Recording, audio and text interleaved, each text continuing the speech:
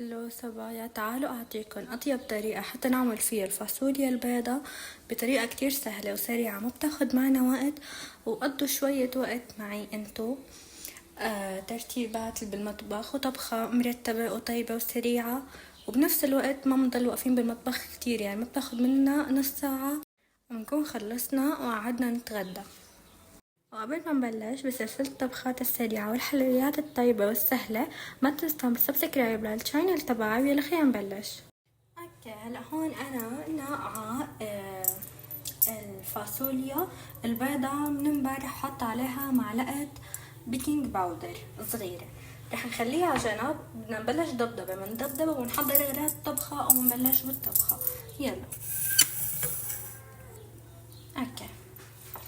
هلا هون حامض.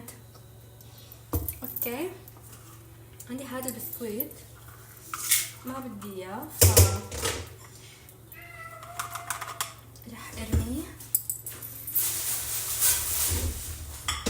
رح احط هاي بالمساحة وبدي طلع انقع الرز. اذا بدكم تعملوا نفس الطبخة لازم تنقعوا قبل بليلة الفاصوليا البيضة. وهلا بدنا ننقع الرز قبل ما نبلش الفيديو كرمال ينتقع معنا.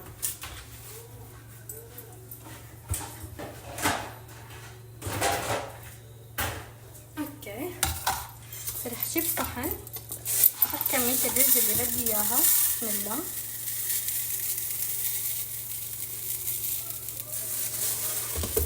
يعني مقدار كاسة او كاستين انا بعمل.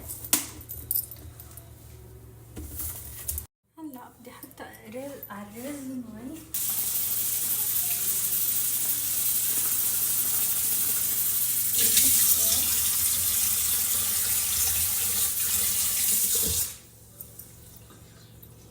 هيك وحطه ينتقع على جنب ونبلش بالجليات هدول. شوفوا قلال ما عندي شغل كتير لاني اصلا جالية من الصبح.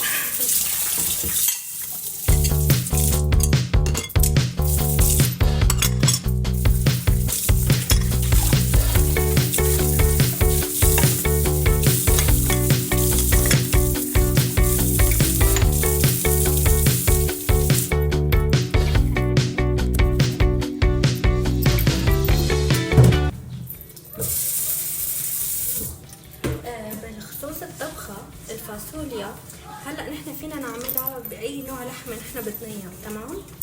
الاساسي الها اللحم القطع، بس اللحم القطع بتاخد كتير وقت، ففينا نعملها باللحم القطع وفينا نعملها باللحمة المفرومة، بناخد نفس النكهة ونفس الجودة ونفس الطعمة بكل شيء. وفينا حتى نعملها للناس النباتيين بدون لحمة. رح احكي لكم الطرق الثلاثة كيف بتنعمل بالفيديو هذا كرمال الكل يقدر يعملها.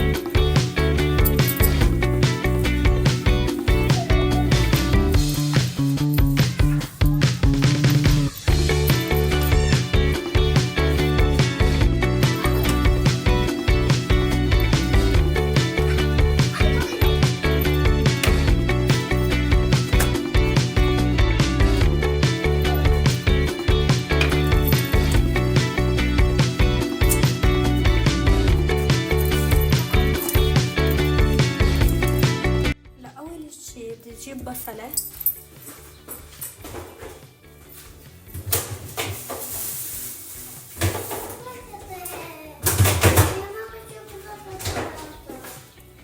كرمال نبلش بالطبخة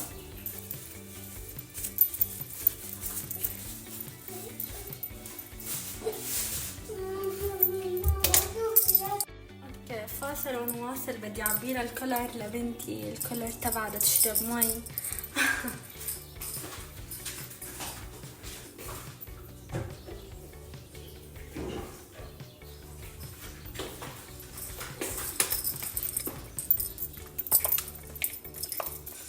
وهلا خليني اعطيها ونرجع نكمل الطبخة. خلي يلا فوتي شوي. اول شي بدنا نبلش بتقشير البصل. رح نقشر البصلة ونجهزها.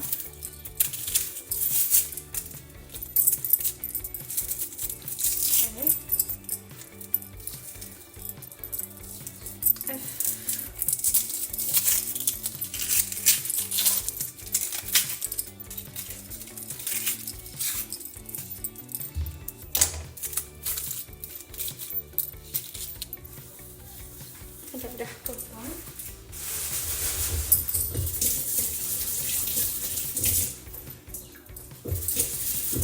رح اجيب دفة فرن.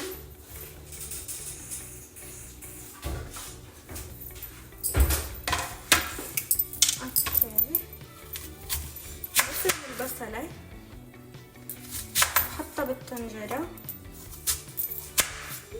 فيكن تفرموها بالطريقة اللي بدكن اياها. تمام. انا رح افرمها مكعبات. هلا للناس اللي بدهم يعملوها بالطريقه النباتيه يعني من دون لحمه، رح تعملوا هاي الطريقه نفسها بس من دون لحمه. رح تحطوا البصل تقلوه بالزيت وتحطوا عليه البهارات بلا لحمه وتكملوا الطبخه معي. تمام.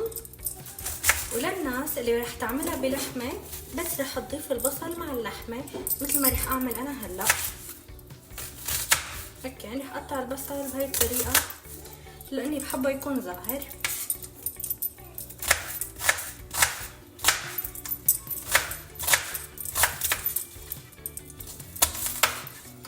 اوكي ترشنا الدنيا.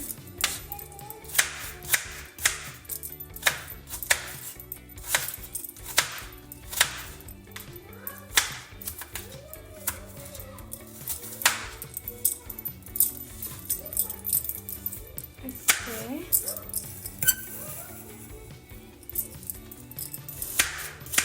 بلش يدمع لي عيوني.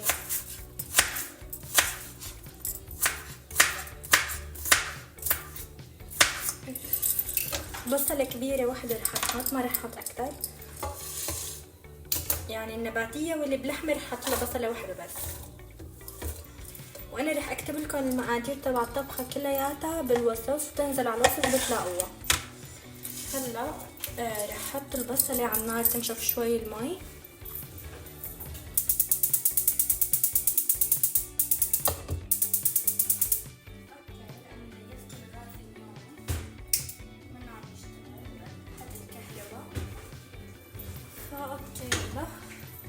وهلا بدي غسل شو اسمه الفاصوليا من المي هاي.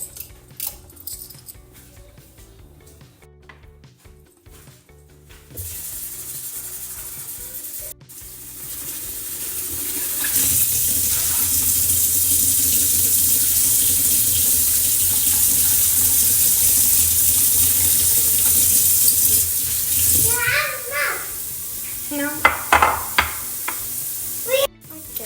غسلت الفاصوليا من المي الوسخة. طبعا ارجع اغسلها دور تاني بس بدي اضيفها. هلا خلينا نغسل هاي.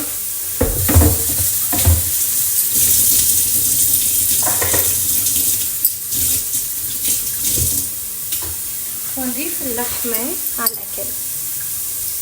هري على البصل. نجيب معلقة طبخ.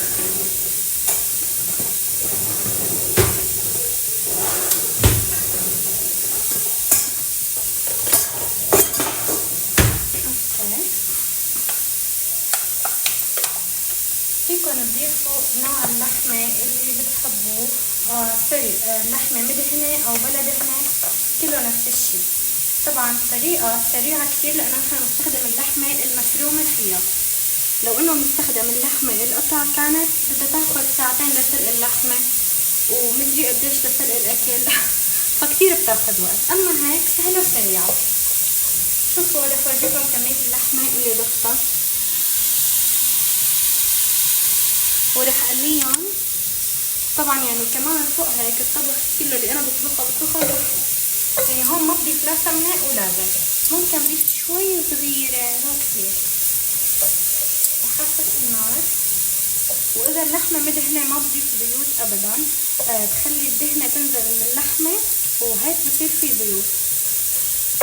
هاي اللحمة مدهنة شوي.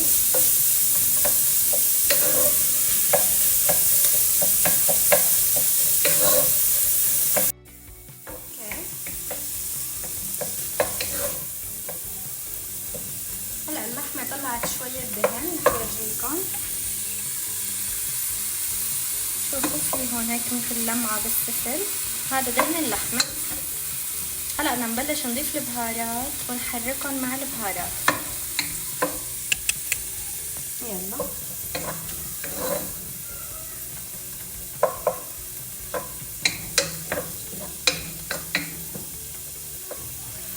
فيكم تضيفوا لحمة ناعمة او مجروشة او خشنة، اي نوع لحمة عندكم اياه بيزبط. والناس النباتيين او اللي ما بيعملوها بلحمة نفس الطريقة هاي فيكم تعملوها بلا لحمة وبتطلع كتير كتير طيبة. جربتها من قبل، طيبة بصراحة. هلا رح نحط معلقة صغيرة كاري،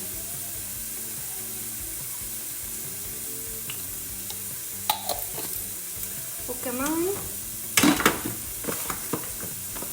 معلقة صغيرة كزبرة، الكزبرة العادية هاي.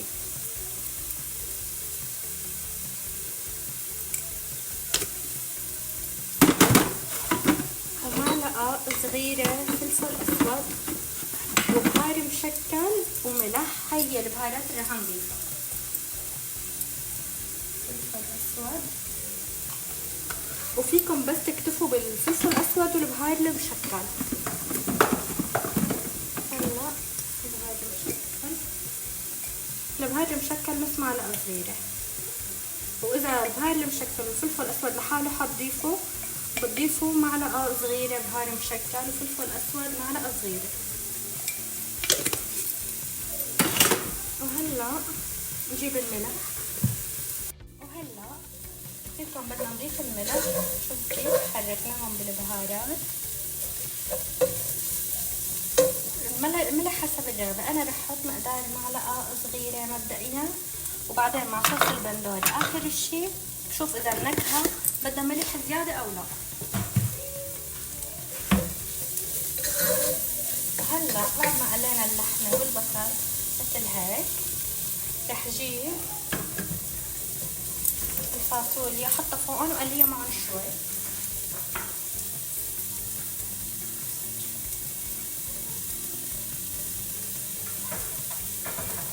طبعا صفوا المي منها على الأخير. شوفوا ما انطفى وما أحلاه بعد نقع يوم كامل.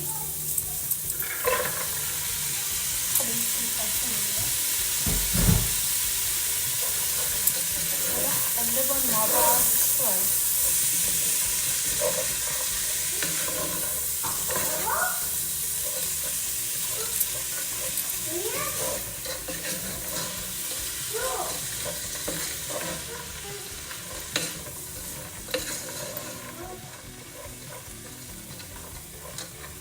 مثل هيك. وهلا بدي اجيب لتر مي ضيفه عليهم، وبس استوت الفاصوليا رح نضيف البندورة اخر شي. رح اضيف شوية مي.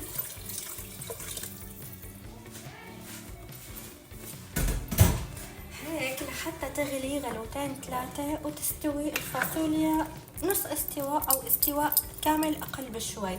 بعد هيك فينا نطحن بندورة على الخلاط اذا ما متوفر عنا صوص البندورة، وفينا نحط صوص البندورة ونكتفي فيه، بيطلع كتير طيب وبتطلع عنا عن جد اطيب طبخة يعني. شوفوا كيف صار شكلها، حتى منظر اللحمة. هلا هلا قووا عليها النار وخلوها تغلي. تمام. هلا نقلت على طنجرة تانية. كرمال هاي الطنجرة اذا عملت فيها الرز بيلزق لانه محوطة شوي بالسيفة من تحت، اما هديك ما خلتها تنقحط فيعني بعمل فيها الرز. فرح نغسل هديك الطنجرة ونحطها كرمال نجهز الرز فيها. الرز عنا شوفوا كيف شرب المي يعتبر. خليه كمان 5 دقايق او 10 دقايق عشان نبلش نعمله. هلا مبدئيا بدي اجلي الطنجرة واجلي هاي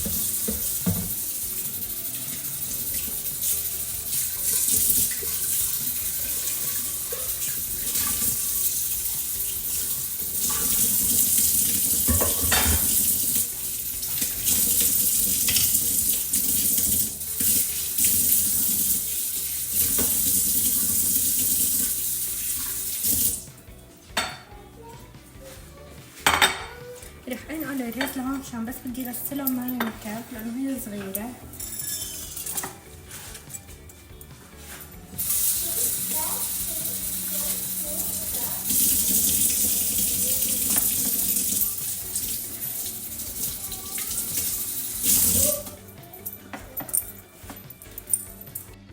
هلا بعد ما غلوا 10 دقايق تقريبا رح افتح عليهم.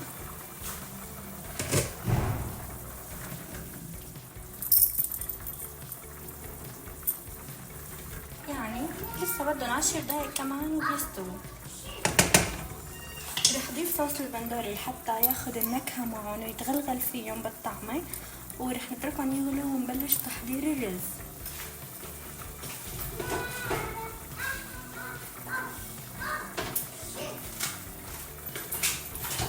اوكي هلا رح احط صوص البندورة. ابشاشي فتح المطاربين، ابشاشي فتح عن جد المطاربين.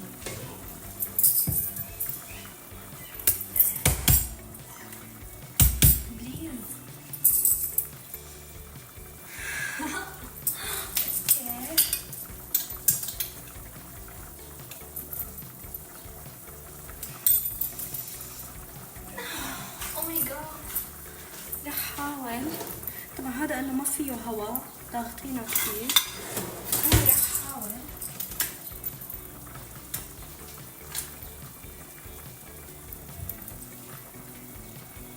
نحط عليها هواء. معقول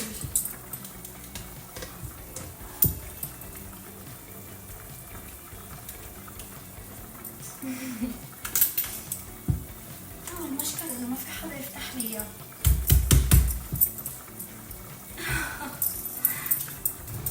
ما مصدق ليه كل هاد؟ هو مطربان بندورة ليه كل هاد؟ كيف بدي افتحه؟ اوكي برجع لكم. اوكي بعد معاناة دامت ل5 دقايق واخيرا فتح معي المطربان.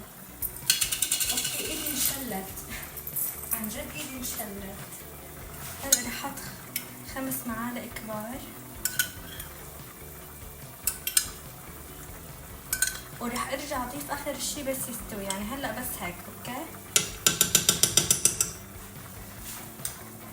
ورح ارجع بس يستوي، اذا احتاج كمان رح ارجع اضيف. وهلا رح خليهم يغلوا مع بعض. اوكي وهذا ما رح ارجع اسكره لانه كتير غلبني وقت ما فتح. وهلا خلينا نجهز كرمال الرز. حط الطنجرة هاي، رح شغل الغاز تحتها وخلي تنشف المي اللي فيها بين ما نغسل الرز. خلي تنشف المي.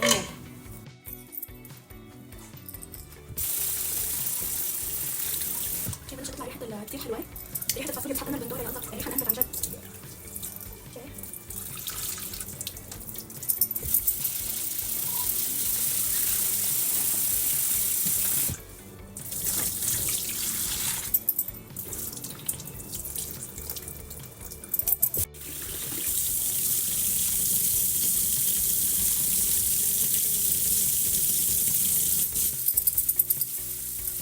اوكي اخر غسله نشفة المي بالطنجره. ريحه الفاصوليا بتشهي، وعلى فكره انا كثير بحب الفاصوليا، من اكلاتي المفضله يعني. اوكي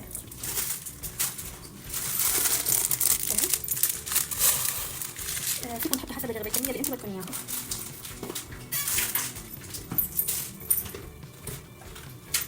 نرحب معلقتين زيتون، ما رح كتر زيوت.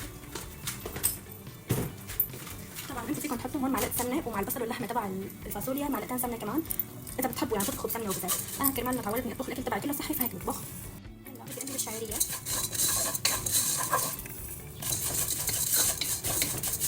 هلا كرمال يكون الرز فيه لمعه ونكهه حلوه وكذا، يعني اذا ما بتقلوا الشعيريه هيك لازم تقلوها. لك انا اكلي صحي وكذا، بس بحط لها معلقتين زيت وبقليها، يعني ما بقدر بلمع عليها الرز بيطلع مسلوق وما طيب، بلا هيك تقلعي هيك، ما بعرف شو السر بس بيطلع مو ظابط.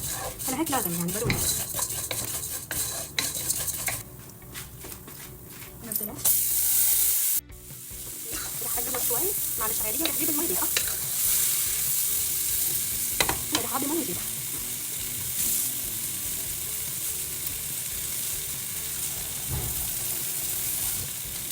بخصوص المي انا ما بعير بالكاسه، انا هلا شوف كيف بعير. هلا شوفوا كيف المي بتعير بلا كاسه للنقع وللمي، شوفوا كيف. هلا رح احركه وخليها هيك.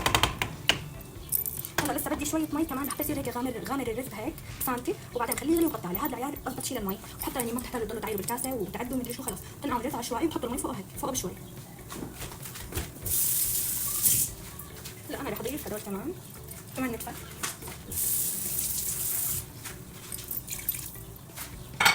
ورح احركه.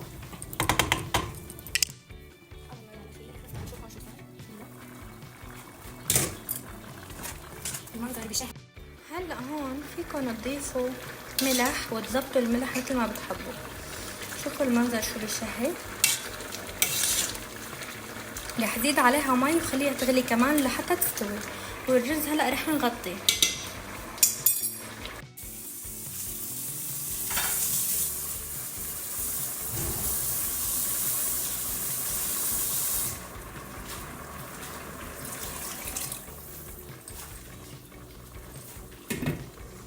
رح خلي النار عالية عليها لحتى تستوي.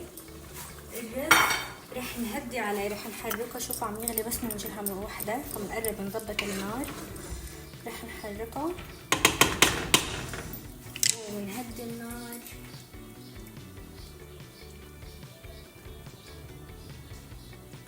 على الآخر بنعملها شمعة، وكمان رح غطي، وهي رح نخليها تغلي شغلة 10 دقايق لحتى تستوي، وبرجع لكم بس استووا. هلا بنشوف يعني بنتابعهم سوا حتى يستووا. اوكي وهلا رجعنا بعد ما استووا الرز والفاصوليا،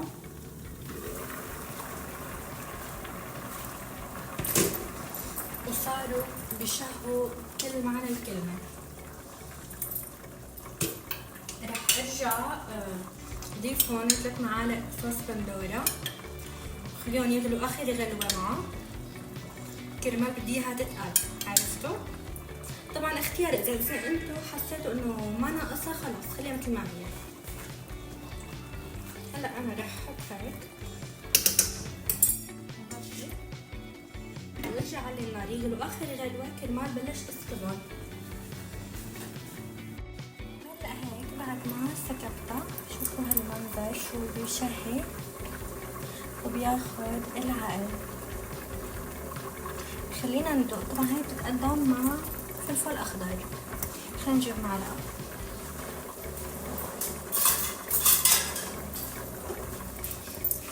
اوكي انا فعلا يعني الاكلة هاي عشقي اللي ما بمل منه نهائيا.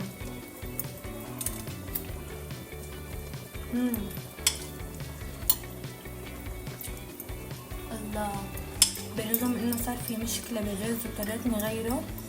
هلا بدي غيره يعني لسه ما غيرته الا اتغدى. بس كتير طيبة، كتير طيبة. طبعا الرز عجل لاني خففت النار عليه كتير، او ما بعرف شو المشكل بصراحة، او لانه هذا النوع رز جديد عم بستخدمه، ما فهمت شو القصة، بس انه صار في مشكل. بكل الحالات كتير طلع طيب. الفاصوليا كتير طلعت طيبة وبتشهي، اكيد جربوها واعطوني رأيكم.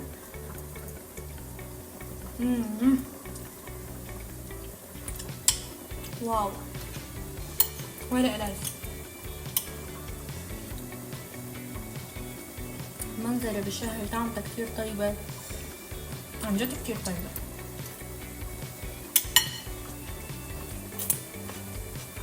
جربوها بهاي الطريقة ما بتندموا. يلا سلام.